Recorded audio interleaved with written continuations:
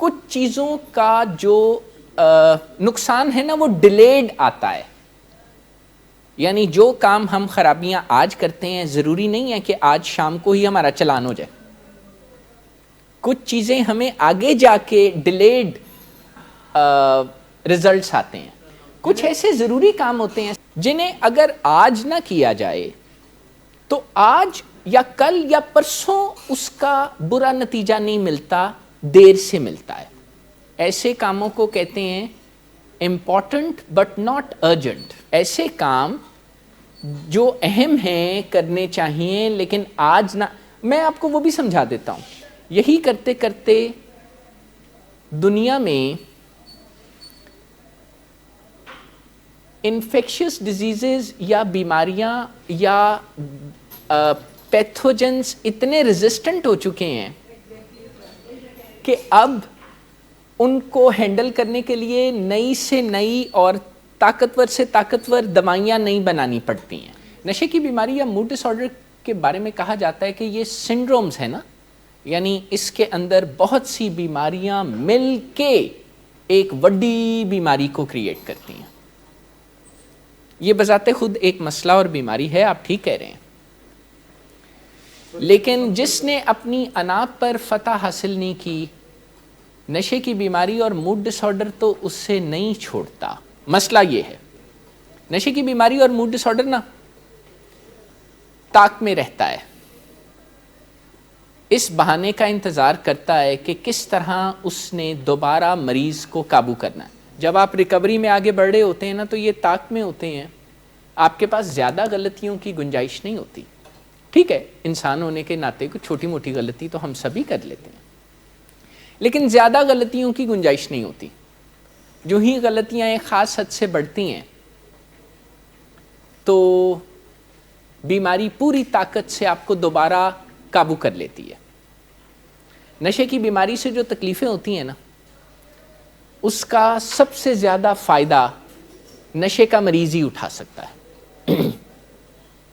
اور جب تک یہ نہیں ہوگا اس جینٹلمین کو کہی ہوئی باتوں کا کوئی اثر بھی نہیں ہوگا. لیکن ڈرگ انڈیوس سائیکوسس کا مطلب ہوتا ہے سائیکوسس جو کسی مینٹل النس یا پرائمری ریزنز یا النس سے پیدا نہیں ہوئی، وہ سیکنڈری ٹو ڈرگ یوز ہے. اور اس کے سرٹن سمٹمز ہوتے ہیں، اورینٹیشن دیکھی جاتی ہے ٹائم پلیس اینڈ پرسن میں. یا چلیں آپ کو آسانی سے سمجھا دوں تو اس کے عام طور پر 3 سمٹمز تو بہت ہی واضح نظر آتے ہیں نا. موٹی موٹی بات کرنے لگا ہوں. پیرانویا ہوتا ہے، یعنی وہم، ڈر اور خوف کی بڑی ہوئی شکل ہوتی ہے.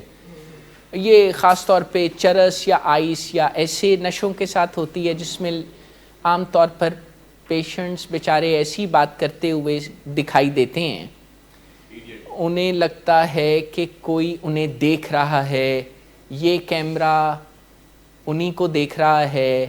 ان کے موبائل فون کو بے سکونی جب ہوتی ہے نا تو بیماریوں کی ریکوریاں یا زخموں کا بھرنا ڈیلے ہو جاتا ہے. جب کوئی بندہ پریشان ہوتا ہے نا تو ریکوری پروسیس سلو ہو جاتا ہے، بھلے وہ کوئی جسمانی چوٹ ہو یا ذہنی مسئلہ ہو. اسی لیے ریکوری کا ایک فنکشن پرواہ کرنا بھی ہے. سائیکوسس، پیرانویا آپ کو میں کچھ سمجھا سکا ہوں. پھر ڈیلوژن، ایسے خیالات کا دماغ میں ذہن میں سوچوں میں آنا جن کا کوئی امکان ہی نہیں، جیسے میں کوئی پیر ہوں. ہیلوسینیشن، سینسز پر ایسے سٹیمولائی یا سٹیمولس کا محسوس ہونا جو ہے ہی نہیں، چیزیں دکھائی دینا، آوازیں سنائی دینا، ذائقہ فیل ہونا. ٹیکٹائل ہیلوسینیشن یا محسوس ہونا کہ میرے جسم پر کچھ رینگ رہا ہے، لگنا کہ میرے اندر کوئی چیز ہے.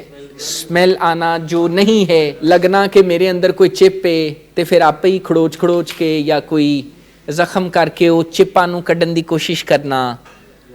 یہ ہیلوسینیشن ڈیلوژنل تھنکنگ ہے.